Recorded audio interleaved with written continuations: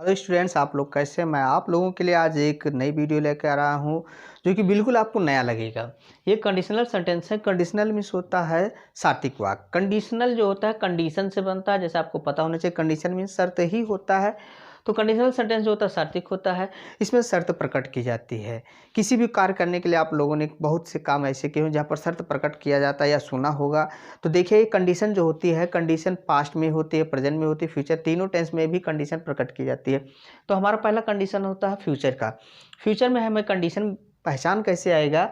अच्छा, कंडीशन की सबसे बड़ी पहचान क्या होती है। ये सेंटेंस हमेशा अगर से या यदि से स्टार्ट होता है। आपको स्टार्ट में ही यदि या अगर मिलेगा, बीच में आपको तो मिल जाएगा। अच्छा, फ्यूचर की पहचान क्या है कि आपको दोनों, ये दो क्लाज है। अगर से स्टार्ट हो रहा है या यदि से स्टार्ट हो रहा है, तो यहाँ पर दो क्लाजेस बनती हैं। एक क्लाज यहाँ से यहाँ तक है, एक क्लाज यहाँ से यहाँ, यानी कि ये आपका सबोर्डिनेट क्लाज होगा और ये प्रिंसिपल क्लाज। तो सबोर्डिनेट क्लाज हिंदी में हम कह सकते हैं कि अगर या यदि से स्टार्ट होगा, और इंग्लिश में ये इफ से स्टार्ट होगा। अगर या यदि की अंग्रेजी हमें क्या लगाना है, इफ। तो जब दोनों तरफ गागी गे है, सबसे बड़ी पहचान, अगर दोनों वाक्य के दोनों ओर गागी गे आता है, जैसे यहाँ उदाहरण में देखिए दोनों तरफ गागी गे आ रहा है, तो इसमें गलतियाँ क्या करते हैं बच्चे कि दोनों को फ्यूचर में ही ट्रांसलेट करते। ऐसा नहीं करना है।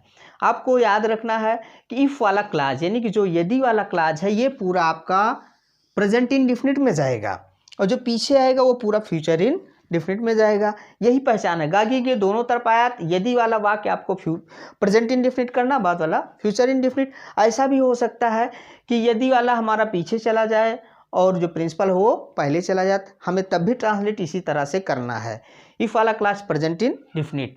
यदि तुम कठिन परिश्रम करोगे तो अच्छे अंक प्राप्त करोगे। तो यहाँ देखिए, यदि के लिए क्या लगाया, इफ। सब्जेक्ट कौन है हमारा, तुम के लिए यू। क्या काम कर रहा है, परिश्रम करना, कठिन परिश्रम। कठिन परिश्रम के लिए क्या होता है, वर्क हार्ड। तो आपको पता होना चाहिए कि प्रेजेंट इंडेफिनिट में अगर सब्जेक्ट सिंगुलर होता है, वर्ब में एस या एस लगाता है, और प्लूरल होता है तो कुछ नहीं लगता है। तो यू प्लूरल है, इसलिए नहीं लगाना पड़ा है। इफ़ यू वर्क हार्ड, तो के लिए आपको हमेशा कामा लगा देना है। अच्छे अंक प्राप्त करोगे। कौन प्राप्त करेगा, जो परिश्रम कर रहा है, तुम। तो यू, अब ये फ्यूचर इंडेफिनिट में जाएगा। फ्यूचर में आपको पता होना चाहिए दो ही हेल्पिंग वर्ब होता है, शैल और bill.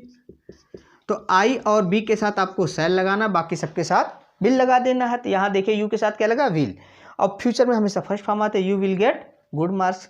If you work hard you will get good marks. ये हो गया। अगर आज बारिश होगी तो हम स्कूल नहीं जाएंगे। यहाँ देखिए, अगर के लिए इफ यदि या अगर, आपको इफ लगाना है। बारिश मौसम से संबंधित घटना है, तो यहाँ पर इट को सब्जेक्ट लगाया गया। इफ इट रेंस, अब याद देखिए, इट आपका सिंगुलर सब्जेक्ट, इसलिए वर्ब में एस लगा है। यू प्लूरल था इसलिए नहीं लगा, लेकिन इट सिंगुलर है इसलिए लगा है। अगर आप लोगों ने प्रेजेंट इंडेफिनिट का मेरा वीडियो नहीं देखा है तो आप प्लेलिस्ट में जाइए या बाबाज क्लासेस पर सर्च करिए, आपको प्रेजेंट इंडेफिनिट की वीडियो समझ में आ जाएगी। इफ इट रेंस टुडे, तो के लिए कामा लगा। हम स्कूल नहीं जाएंगे तो हम के लिए बी। हमने कहा आई और बी के साथ क्या लगाना, शैल। वी शैल नहीं है, नॉट गो टू स्कूल। जो पास्ट की कंडीशन होती है वो दो तरह की होती है, एक रियल होती है, एक अनरियल। तो यहाँ रियल कंडीशन बताया जा रहा है, जो वास्तविक शर्त होती है पास्ट की। तो कंडीशन इन पास्ट, यानी कि रियल आपकी चाहे रियल हो चाहे अनरियल हो, उसकी पहचान क्या होती है। पास्ट वाली कंडीशन के दोनों क्लासेस में आपको लास्ट में ता मिलेगा। फ्यूचर में गागी गे मिलता है, पास्ट में दोनों तरफ ता। रियल और अनरियल पहचानने की क्या विधि है कि इफ वाला क्लाज, यानी कि यदि वाले क्लाज में आपको दिखाई देगा कि कोई काम हो रहा है। जैसे यदि वह खाना खाता, तो यहाँ पर खाने का काम हो रहा है। अगर कल बारिश होती तो यहाँ भी बारिश होने का काम हो रहा है। तो जो रियल कंडीशन होगी उसमें काम होगा। अनरियल वाला भी अभी आपको हम आगे बता रहे हैं। तो देखिए, इफ वाला क्लाज जो अगर है उसकी अंग्रेजी इफ, तो से पहले आपको पास्ट परफेक्ट बनाना है।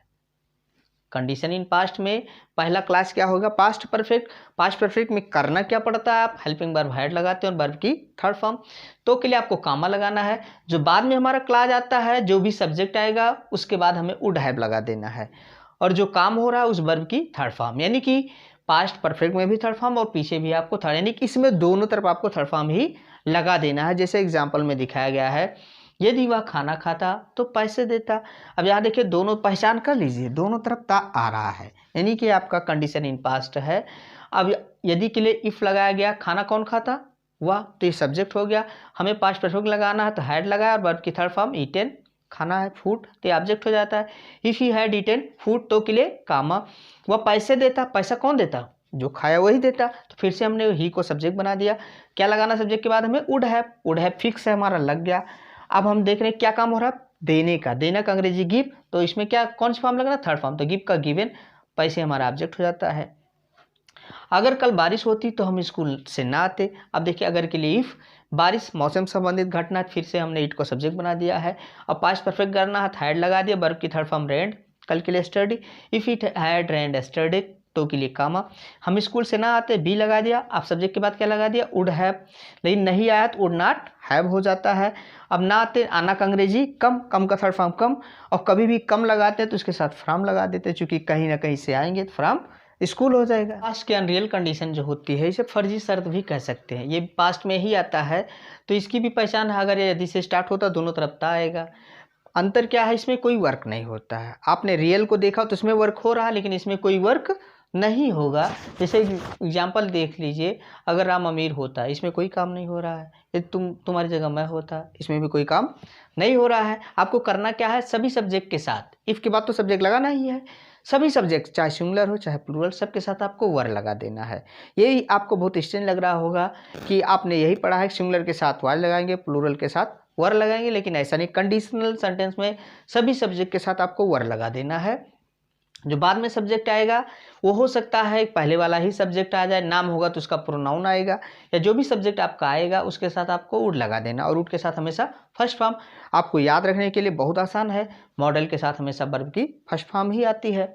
उदाहरण देखिए, अगर राम अमीर होता तो कार खरीदता। पहचान पहले करेंगे, देखिए दोनों क्लासेस के लास्ट में ता आ रहा है, यानी कि आप पहचान गए कि पास्ट है, लेकिन अब देखिए रियल है अनरियल है। राम अमीर होता, अमीर होने में कोई काम नहीं होता है, तो हमें वर लगाना होता है। इफ राम, और क्या लगा दिया हमने, वर, क्या होता, rich, if Ram were rich तो के लिए कामा। अब कौन कार खरीदता, राम ही, तो राम का प्रोनाउन ही, फिर हमें क्या लगाना है, वुड, और वर्ब की first form by A car. If Ram were rich he would buy a car, कितना आसान है। फिर देखिए, यदि तुम्हारी जगह मैं होता तो उसे पीटता। पहचान यहाँ भी कर लीजिए, दोनों तरफ ता आ रहा है, यानी कि यहाँ भी आपका पास्ट है, लेकिन देखते हैं रियल है कि अनरियल। तुम्हारी जगह मैं होता, इसमें कोई काम नहीं हो रहा है। If I were you, if I were you, इसमें हो गया तुम्हारी जगह मैं होता। आप लोगों से गलती क्या होगी, if I were in place of you, ऐसा करने का प्रयास करेंगे, तो यहाँ पर इन प्लेस ऑफ यू करने की जरूरत ही नहीं है।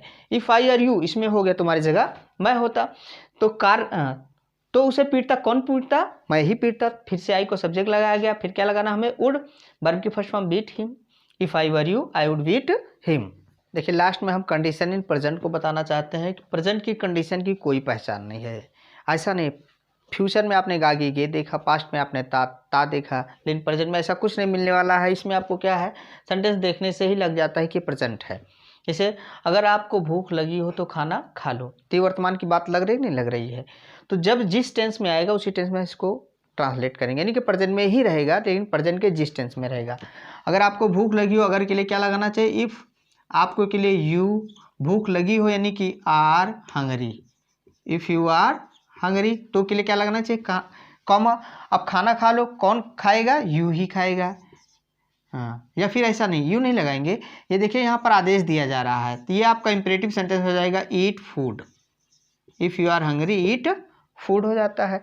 अब देखिए ये स्पेशल मैंने इसलिए लिखा है, जब आप स्पेशल इसलिए लिखा गया है कि अगर आप किसी कंपटीशन में बैठते हैं तो यहाँ पर आपको ये दिया जाएगा कहाँ पर इनकरेक्ट है, उसमें आपको कमी या फॉल्ट ढूंढने के लिए दिया जाएगा, तो आप आसानी से पहचान सकते हैं इन 3 एग्जाम्पल से ही। जैसे सी है, if she had money then she would buy a car. अब यहाँ देखिए 2 मिस्टेक मैंने दिया है। सी हैड, आपका पास्ट हो जा रहा क्लियर है, और ये हैड लगा है तो पास्ट परफेक्ट तो नहीं, लेकिन ये पास्ट जा रहा है। जब इस तरफ आपको हैड लगेगा उस, तो दूसरी तरफ मैंने क्या कहा है, वुड के साथ क्या लगाना चाहिए, हैव, और हैव के साथ हमेशा क्या लगाना चाहिए, वर्ब की थर्ड फॉर्म, यानी कि बाट, बाई का क्या हो जाएगा, बाट, यानी कि वुड हैव बाट अ कार हो जाएगा।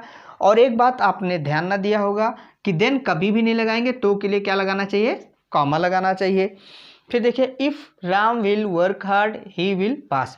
देखिए हम कैसे पहचान पाएंगे इसमें गलती क्या है, आपको ध्यान देना है, या तो आप प्रिंसिपल क्लास से पहचानेंगे, या फिर आप सबोर्डिनेट क्लास से पहचानेंगे। तो प्रिंसिपल क्लास हमारा देखिए फ्यूचर में है, अगर प्रिंसिपल क्लास फ्यूचर है सबोर्डिनेट क्लास हमारा प्रेजेंट इंडेफिनिट में ही आना चाहिए। तो यहाँ देख रहे हैं ये भी फ्यूचर है, ये गलत है। तो जब ये फ्यूचर ऑलरेडी है तो इसको हमें प्रेजेंट करना चाहिए, तो बिल हम हटा देंगे। सब्जेक्ट हमारा सिंगुलर है, वर्ब में एस या ईएस होगा, प्लूरल होगा तो कुछ नहीं लगेगा। If Mohan was strong he would beat me. अब यहाँ देखिए इफ मोहन वाज आ रहा है, क्या आपने कंडीशनल में कोई वाक्य पढ़ा जिसमें वाज का प्रयोग किया गया है? पहचान क्या है? दूसरी तरफ वुड आ रहा है। तो देखिए जब हैड लगाते हैं तो वुड हैव थर्ड फॉर्म लगाते हैं, लेकिन सिर्फ वुड कहाँ लगाते हैं? जब दूसरी तरफ वर आता है, यानी कि वाज नहीं आएगा, यहाँ क्या आएगा? वर आना चाहिए। इस तरह से आपको सेंटेंस करेक्ट करना आ जाएगा।